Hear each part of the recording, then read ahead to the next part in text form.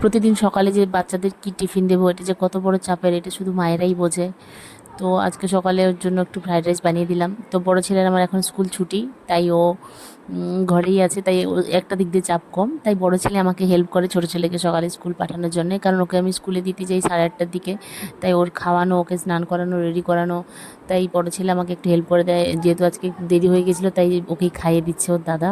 বাবা, তোমার তো থেকে তারপর আমরা তোমার এখান ব্যাগটা থেকে, কি বড় হয়ে গেছে? হ্যাঁ। তো ও যেহেতু ওর ইউনিফর্মটা এখনও আসেনি, তাই ওকে এমনি সিভিল ড্রেসেই পাঠালাম স্কুলে। তো টোটোতে আমরা উঠে পড়েছি। আর বাবুর আজকে মনটা একটু খারাপ, কারণ ও স্কুল যেতে চাইছিল না, বলছিল আমি যাব না।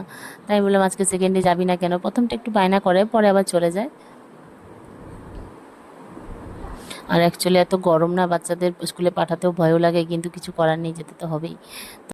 তো ওকে আমি ফার্স্ট বেঞ্চই বসাই। এমনিতে ও একটু ভীতু, মানে ভয় পায়। ও ম্যাডামদের সাথে যে কথা বলবে, তা ওর মানে পক্ষে এখনো পর্যন্ত ওই অবধি মানে ওই সাহসটা ওর এখনো হয়নি। তাই আমি ওকে ফার্স্ট বেঞ্চেই বসাই। তো তারপর আমি এখান থেকে চলে যাব পার্লারে, কারণ আমার চুলের তো একদম 12ই বেজে গেছে। কবে আমাকে পার্লারে যাওয়ার ছিল, মানে মাসে একবার করে আমাকে স্পা নিতে হয় চুলে। কারণ আমার চুলটা আগে ছিল কার্লি চুল, তো পরে আমি স্ট্রেট করেছিলাম, তো তারপরে আমাকে মেনটেন করতে হয়। তো দুবার করা হয়ে গেছে, একবার স্ট্রেটনিং করেছি আর একবার স্মুথনিং করেছি। তো তাই আজকে চলে গেলাম পার্লারে, কারণ সময় বের করা খুবই চাপের হয়ে যায়। তার মধ্যেও, শত ব্যস্ততার মধ্যেও নিজেকে ভালো রাখা, মানে নিজের কেয়ার করা, সেটা নিজের প্রতি ভালোবাসাই হয়। আর একটা কথা যেটা আমি বলবো, যে মানে একজন কমেন্ট করেছে যে ইনকাম, দাদার টাকায় কি সংসার চলে না, কি ইনকাম? তো আমার ফোন, আমার সময়, আমার নেট, সব কিছুই আমার, তাহলে তোমার এত সমস্যা কোথায়? আর আমার বরের যেখানে কোনো প্রবলেম নেই, সেখানে আপনার কোনো প্রবলেম, মানে আপনি বলে সম্বোধন করতেও মানে বিবেকে বাদে, তবুও আপনি বলেই সম্বোধন করব। তো আমি তো নোংরামি করছি কি কিছু? আমি তো কিছু নোংরামি করছি না। আমি আমার ভালো লাগাগুলো আমি শেয়ার করছি। আমি ভিডিও করতে ভালোবাসি, আমি রিলস করতে ভালোবাসি।